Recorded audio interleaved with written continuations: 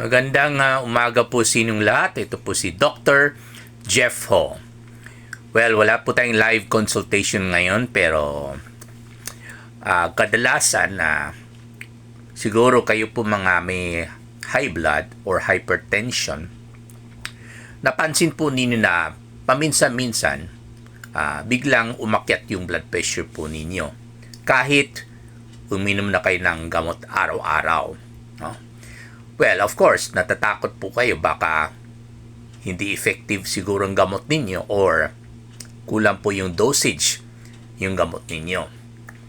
At baka kailangan itaas yung dosage yung gamot ninyo or baka palitan yung gamot ninyo dahil inisip niyo hindi effective or baka kailangan dagdagan ng pangalawang gamot, no? Okay, pero wag naman po sana ganun ang isip niyo kaagad, no?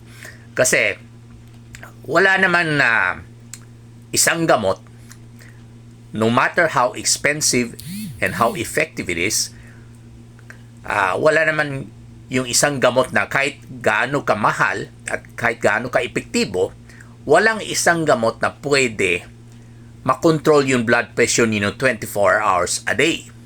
No? Especially kung meron mga dahilan. Ayan. No? Pupunta naman tayo sa dahilan. Okay? At palagi ko sinasabi na huwag natin gamutin yung problema ng pasyente. No? Yung sakit ng pasyente. Gamutin natin yung dahilan ng sakit o ng problema o nirereklamo ng pasyente. Kumbaga, huwag tayong mag-engage sa symptomatic relief or symptomatic approach. Kailangan po yung etiologic approach, no? Yung dahilan. At kadalasan po, yung mga dahilan po hindi po dahil sa gamot or related sa quality and quantity of the medicine.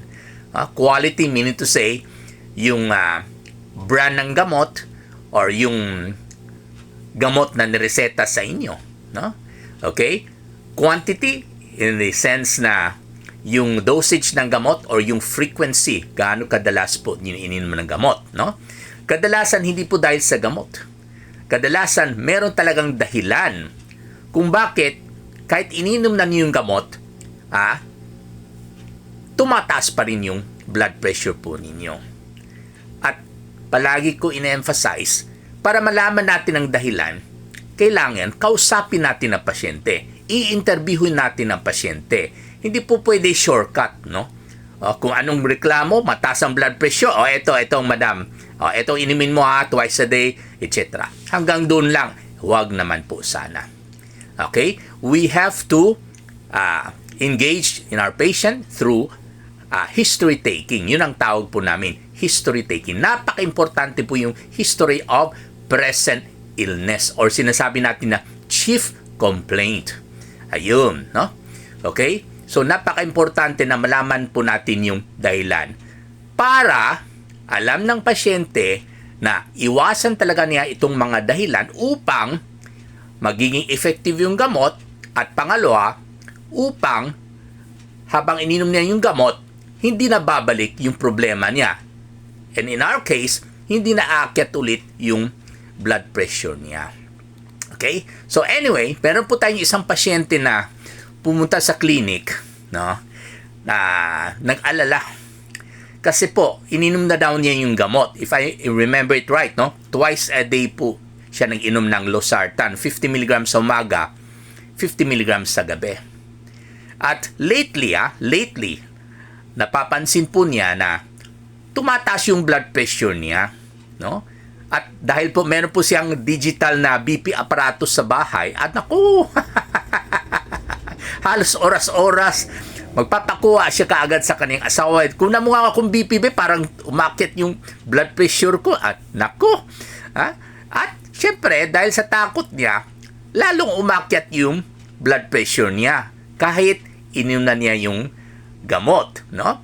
Kaya, pagdating dito, itong pakuha ng blood pressure sa bahay, lalo yung may pera at nakabili po ng digital na BP apparatus, ang advice ko po sa inyo, huwag na po kayo magpakuha ng blood pressure sa bahay.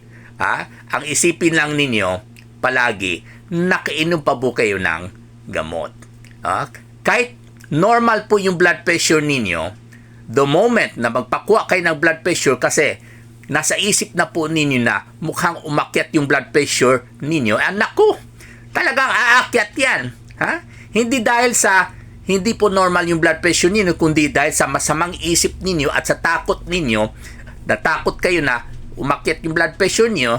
At syempre, dahil po sa adrenaline, na itong isang hormone sa katawan na nire-release ng ating adrenal gland, habang may takot po tayo, may fear, dahil sa adrenaline, umakyat yung blood pressure ninyo. Okay? Kahit normal po yung blood pressure ninyo, kahit effective po ang gamot po ninyo. Okay? So, habang nilalagay pa yung blood pressure cuff, okay? Dahil sa adrenaline na release dahil sa takot ninyo at sa isip po ninyo, talagang aakyat yung blood pressure niyo na sana po hindi po umakyat yung BP ninyo pag hindi kayo nag-isip ng masama or hindi kayo nag-isip na mataas ang blood pressure ninyo. Okay? Kaya palagi ko in-advise sa mga pasyente natin na pwede ba itabi mo na lang yung BP apparatus ninyo. Kasi alam ko, nung hindi ka pa nag-isip na baka umakyat yung blood pressure ninyo, alam ko, normal ang blood pressure ninyo kasi nga, ininom po ninyo yung gamot. Pero nung naisip ninyo na baka tumaas, kasi nga, meron nervous, no? Nervyoso at nervyosa, meron pong anxiety reaction, sa isip pa lang, umakyat yan because of the adrenaline upsurge, no? Na ma-release sa adrenal gland ng pasyente. Okay, so, ang the best approach dito is, itabi na lang muna ninyo yung BP apparatus ninyo at siguraduhin po ninyo na nakainom na po kayo ng gamot everyday, no? At anyway, balik po tayo sa pasyente po kanina.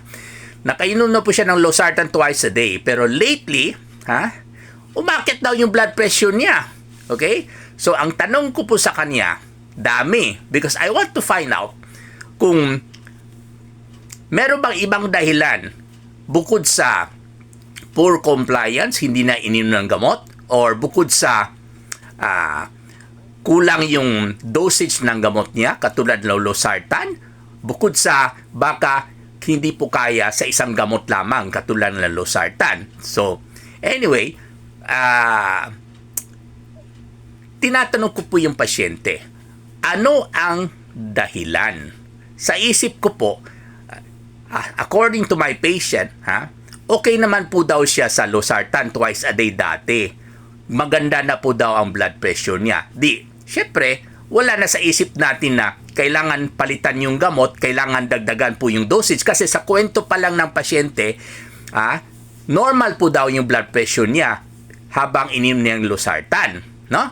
Okay, so, malamang meron ibang dahilan, no? So, tayo po mga doktor, hindi po tayo nagdagdag kaagad ng gamot, no? Dahil po, mataas pa rin yung blood pressure ng pasyente, lalo pag lately, tumaas, no? So, meron ibang dahilan. Of course, number one, okay? Tinatanong po natin, bakit tumaba po kayo lately? Kasi po, pag ang isang tao ay tumatanda at tumataba, tumataas ang blood pressure. Okay? Pero, ang pag-akyat ng blood pressure, hindi katulad sa nakwento sa akin yung pasyente na bigla lang daw lately umakyat yung blood pressure. So, hindi po ganyan ang senaryo na dahan-dahan tumataba, tapos biglang umakyat yung blood pressure. Parang hindi bagay, no? Okay, parang hindi natin pwede sisihin na tumaba ang pasyente. Pero true enough, hindi naman po daw tumaba yung pasyente, no? Pangalawa, sabi ko nga baka baka may umutang sa inyo at hanggang ngayon hindi pa nagbayad sa inyo kaya medyo naisip po ninyo yan kaya umakyat yung blood pressure ninyo hindi naman po daw siya nagpapautang. Pangatlo, sabi ko, baka naman katatanggap mo lang yung electricity or water bill at biglang umakyat yung bill ninyo na wala naman pong rason at medyo naburido po kayo, Kaya tumaas bigla yung blood pressure ninyo. Sabi niya, pareho naman daw kaniyang electricity or water bills. Hindi naman daw po tumaas, no? Pang-apat, sabi ko, baka nagbigay ng problema yung mga anak ninyo o kaya yung asawa po ninyo. Syempre, aakyat yung blood pressure ninyo. Okay? Sabi naman po niya, wala naman daw problema sa kaniyang pamilya. Kaya tinatanong ko, meron ka bang problema ngayon? Kasi puro wala di ba? So anyway, dahil po sa ating pagkulit, inamin naman po niya na nainis na daw po siya lately kasi may balak ata yung kapitbahay maglagay ng culvert, no? Yung culvert, okay? At alam niya po na pag maglagay sila ng culvert, okay, sa ilalim or sa lupa, parang kanal, alam niya na malamang magkakabaha po sila later on kasi po wala nang ibang daanan yung tubig pag lalagyan ng culvert. So ang tubig po ay mapupundo po sa lugar po nila. Kaya nainis siya lately, no? At kinausap daw niya yung may-ari. Wala ang sabi naman po ng may-ari, wala naman daw balak maglagay ng culvert. Pero sa isip niya, saan pa lang niya ilalagay ng culvert? Nakahanda na po sa makikita na po daw araw-araw, no? So, yun ang dahilan. So, kailangan tulungan rin natin asikasuhin yung kanyang dahilan na bakit umakyat lately yung blood pressure ng pasyente. Kaya at most, ang sabi ko lang, pwede kayo pumunta sa barangay kahit hindi umamin yung kapitbahay ninyo maglagay siya ng culvert, pero alam mo maglagay talaga siya ng culvert, kaya nakabili na siya ng culvert, kaya nakadisplay na po sa labas ng bahay ninyo, pumunta kayo sa barangay para ma-put on record na sinabihan na po ninyo siya na hindi maglagay ng culvert because eventually magbaha po yung lugar ninyo. Ayun. At syempre, sabi ko, habang nandyan po yung culvert at nainis po kayo tuwing nakikita po ninyo, syempre, umaga at hapon makikita niya. Sabi ko, yung losartan na twice a day, isa sa umaga, isa sa gabi, yung sa gabi, yung second dosage, ilagay natin sa lunchtime. So, kumbaga, isang losartan 50 sa umaga, isang losartan 50 sa tanghali. Para mas maganda po yung control ninyo blood pressure sa hapon na itong mga oras na ito po yung umakyat yung blood pressure ninyo dahil po nainis po kayo tuwing nakikita po ninyo yung culvert, okay, ng kapitbahay po ninyo. So, ganun lang po kasimple. Pero, kailangan magtiyaga po tayo bilang isang doktor na tanungin ang pasyente, no, kung ano ba talagang nangyayari, okay, sa loob ng bahay, sa labas ng bahay, sa loob ng pamilya niya, upang malaman po natin ang dahilan kung bakit umakyat pa rin yung blood pressure niya kahit effective yung gamot niya, kahit ininom po niya yung gamot niya araw-araw. Maraming salamat po.